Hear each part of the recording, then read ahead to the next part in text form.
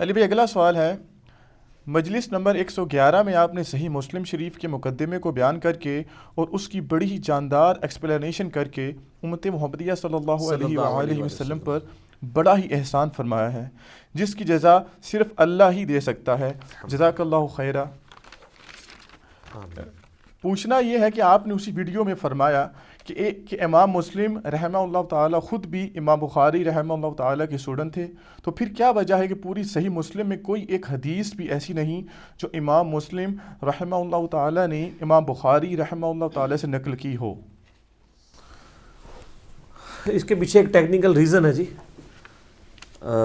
اس میں کوئی شک نہیں ہے کہ امام بخاری کے سب سے لاڈلے ترین اسٹوڈنٹ امام مسلم تھے، اور بلکہ محدثین تو کہتے ہیں یہ صحیح مسلم جو ہے یہ بھی امام بخاری کی کرامت ہے، کیونکہ انہی سے امپریس ہوئے تھے۔ امام بخاری رحمہ اللہ تعالیٰ اپنی زندگی کے آخری سالوں میں ایران ہی شفٹ ہو گئے تھے، نیشا پور میں۔ نیشا پور ہی وہ علاقہ ہے جہاں پہ امام مسلم رہتے تھے۔ 250 ہجری 250 ہجری میں امام بخاری وہاں پہ چلے گئے تھے، وہیں پہ امام مسلم ان کے حلقہ ارادت میں شامل ہو گئے اسٹوڈنٹ کے طور پہ۔ اس وقت تک ظاہر امام بخاری لکھ چکے تھے، تو یہ بخاری لکھوایا کرتے تھے اپنے اسٹوڈنٹس کو۔ اب اللہ کی طرف سے تقدیر غالب آئی کہ وہاں پہ ایک اور بڑے محدث تھے، امام محمد بن یحییٰ الذہلی، المتوفی 253 ہجری 253 ہجری میں فوت ہوئے۔ وہ امام بخاری المتوفی 256 ہجری اور امام مسلم المتوفی 261 ہجری کے مشترکہ استاد تھے۔ انہوں نے ہی سرمنی ارینج کی جب امام بخاری آئے کہ جی ان کو ویلکم کہا جائے۔ اس وقت یہ ہوتا تھا جب محدث آتے تھے لوگ پھر ان سے حدیثیں سنتے تھے، جس طرح آج کل کوئی بڑا سنگر آتا ہے تو پوری پبلک اکٹھی ہوتی ہے۔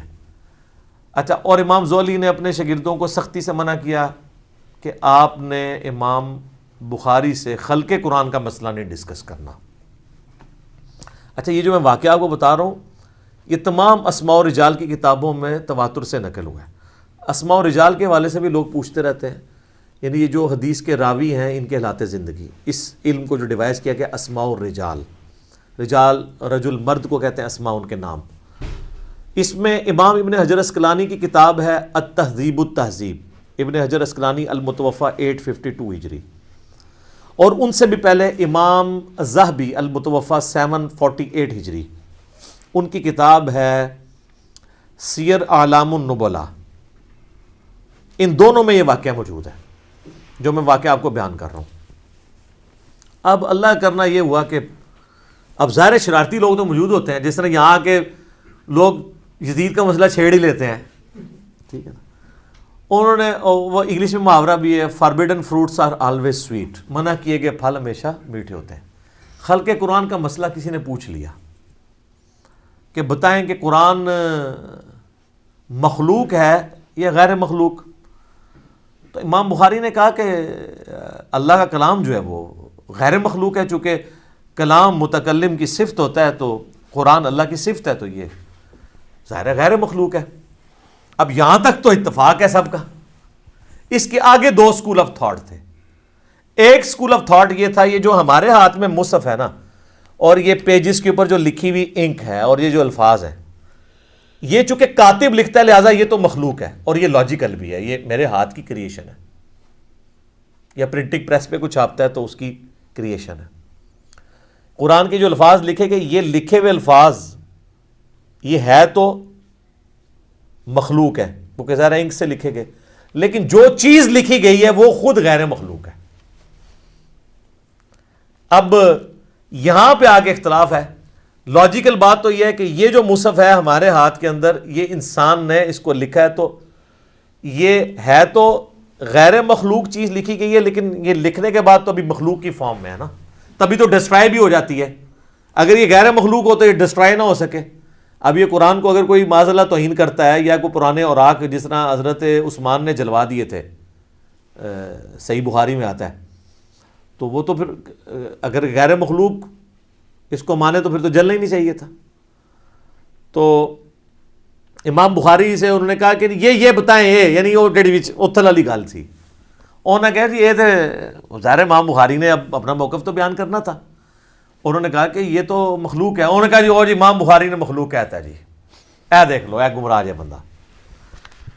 اب وہ پورا مجمع ظاہر ہے امام بخاری کے خلاف ہو گیا, حتیٰ کہ ان کو وہ شہر, حالانکہ وہ اس نیت سے گئے تھے کہ میں باقی زندگی وہیں پہ گزارنی ہے. اب وہ ان کے استاد صاحب بھی آ گئے, انہوں نے جناب اناؤنسمنٹ کرا دی. انہوں نے کہا اب وہ کیوں یہ کر رہے تھے, وہ احمد بن حنبل کے شاگرد تھے, المتوفیٰ 241 ہجری. چونکہ احمد بن حنبل نے مارے کھائی ہوئی تھی خلق قرآن کے مسئلے میں, خلیفہ عباسی معتصم باللہ کی. اب جو بندہ قربانیاں دیتا ہے نا, تو اس کے ساتھ جو لوگ وابستہ ہوتے ہیں نا, ان کی عقیدت بھی آخری درجے کی ہوتی ہے. وہ کوئی غلط بات بھی کرے نا تو وہ اس کو بھی آن کرتے, کہتا ہے جی اتنی ان کی قربانیاں ہیں دین کے لیے. جیسا کہتے ہیں نا جناب, جس طرح ہم جب کوئی پرائم منسٹر کی غلطی ہائی لائٹ کرتے ہیں, وہ کہتے ہیں نہیں بندہ ایماندار ہے. آپ کہتے ہیں یار ایماندار ہے, مان لیا ہے, ہم سٹامپ پیپر پہ لکھ کے دیتے تھے ہم ایماندار مانتے ہیں, لیکن مطلب حکومت میں یہ کمزوریاں آ رہی ہیں. تو وہ وہاں پہ بھی نا وہ نہیں جی خدمات ہیں, خدمات ہے تو ان جو غلط کہہ رہے ہیں وہ بھی بننا ہے. یا انہوں نے نہیں کہا, چونکہ اس مسئلے میں غلوف کیا تو ان کے نام پہ غلط چیز منسوب کر دی جائے. انہوں نے کہا جی بھائی جی گل یہ ہے کہ بھائی جو بندہ بھی امام بخاری کے اس عقیدے پہ ہے نا, تو امام زولی نے کہا کہ میری مجلس سے وہ اٹھ جائے. تو سب سے پہلے امام مسلم اٹھے, امام بخاری تو خیر اٹھ ہی گئے اور نکل گئے. یعنی انہوں نے یہ کہا کہ میں ایگری نہیں کرتا ہوں. یہ ایٹیچیوڈ تھا امام زہلی کا. اور دوسری طرف امام زہلی کا نام اگر ہم آپ کو بتائیں تو آپ کو پتہ ہے ان کو کوئی جانتا بھی نہیں ہے. ایون اگر آپ ویکیپیڈیا پہ بھی جا کے لکھیں نا امام بخاری امام مسلم, تو آپ کو سینکڑوں صفحے ملیں گے. اس بندے کا آپ نام بھی لکھیں نا تو اس بندے کے نام کے ساتھ بھی آپ کو کچھ نہیں ملے گا.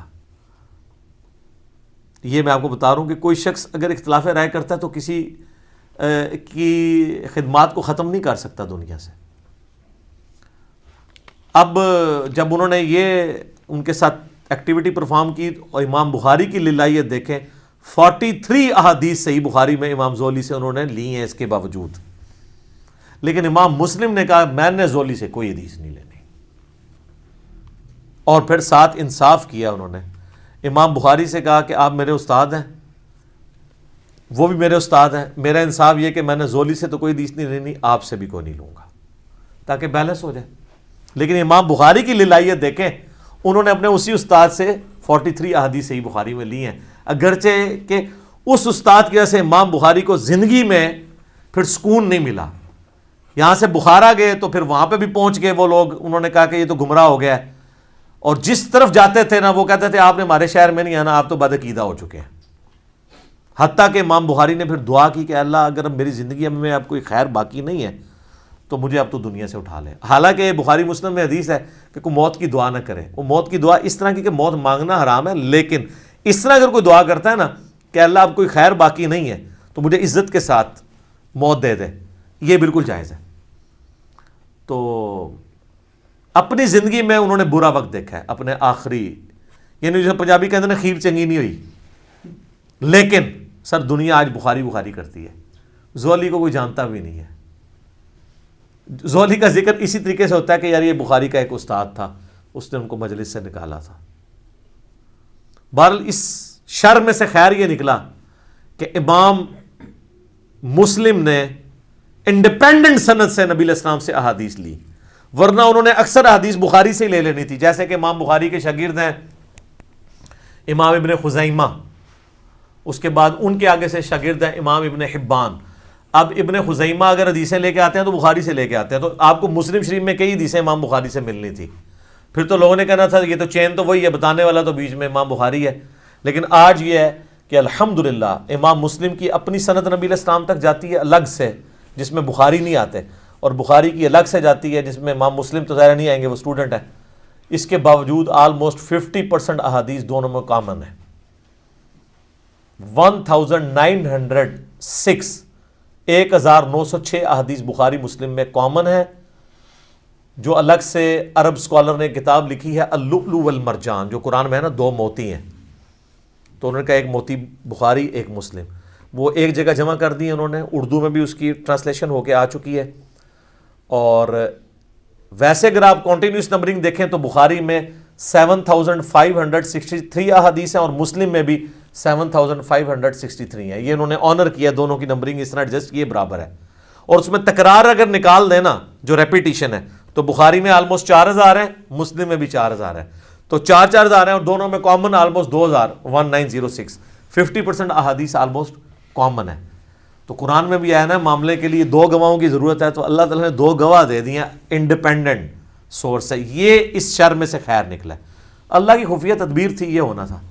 بہرحال اس سے کئی ایک چیزیں آپ کو پتہ چلی کہ امام بخاری کتنے اعلیٰ اخلاق کے مالک تھے کہ اسی استاد سے حدیثیں لی.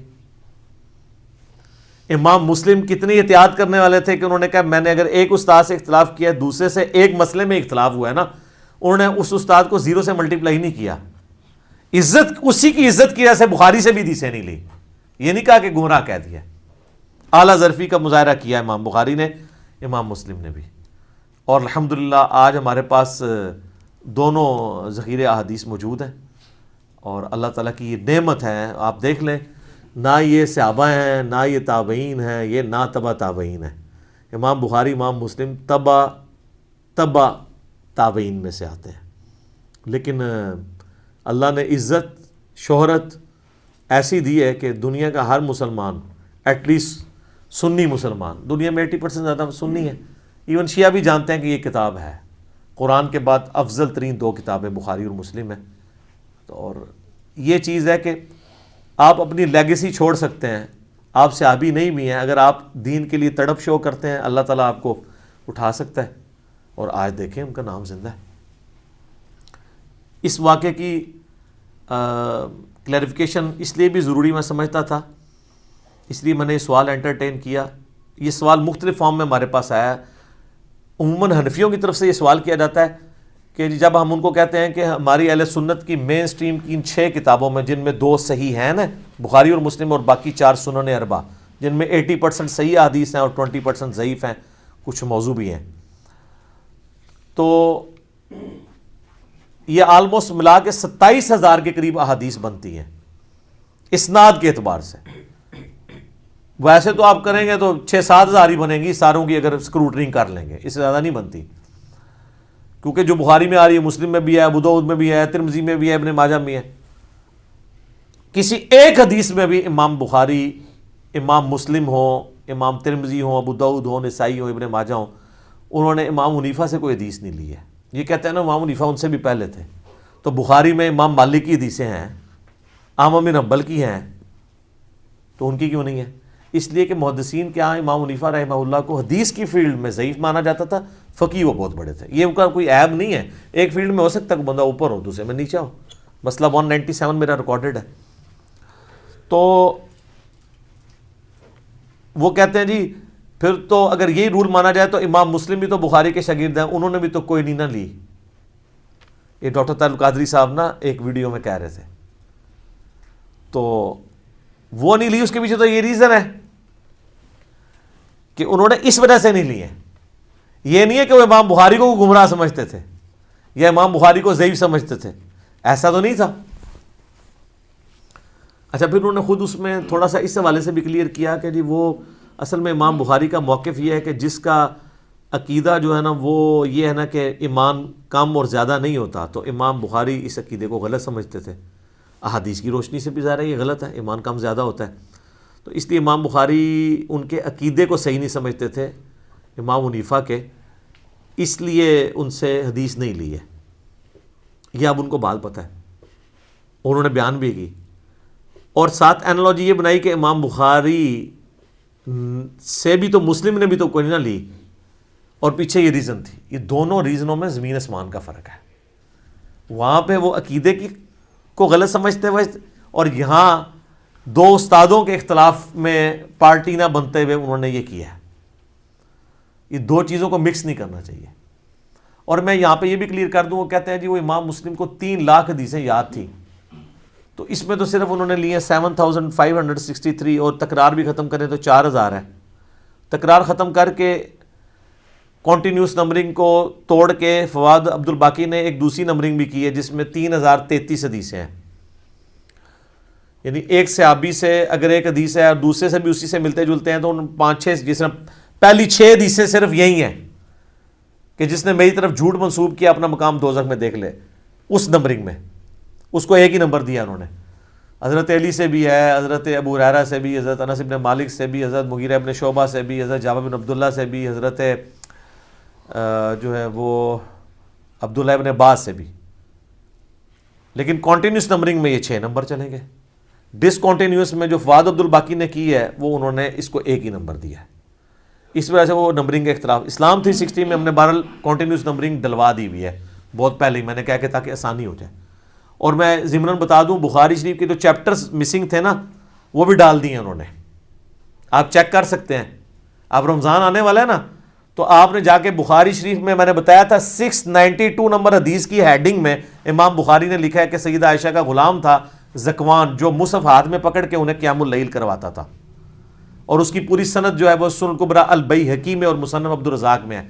تو پہلے جب میں بتاتا تھا اسلام 360 میں وہ 692 کی ہیڈنگ میں جائیں گے، ہیڈنگ میں غائب تھا، وہ ہیڈنگ انہوں نے ڈالی نہیں تھی، وہ اب ٹائپ کر کے ڈلوا دیا انہوں نے. یہ مسئلہ حل ہو گیا. میری زید بھائی سے پچھلے ویک بات ہوئی تھی، میں نے ان کو کہا یہ مسئلہ بنا ہے تو کہتے ہیں میں نے کروا دیا ہوا ہے، کیونکہ لوگ اس کو نیگیٹیولی دیکھ رہے تھے کہ انہوں نے بخاری میں سے چیزیں نکال دی ہیں.